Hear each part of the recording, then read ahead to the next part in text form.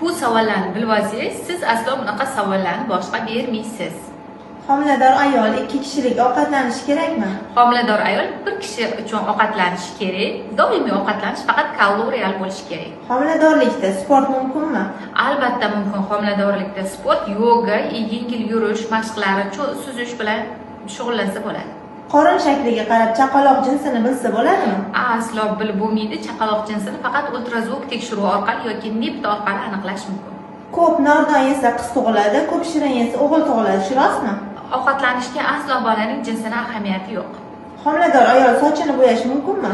Albatta mumkin. Sochini bo'yash faqat tarkibida amek saqlamagan mahsulotlar bilan kraskalardan foydalansa bo'ladi.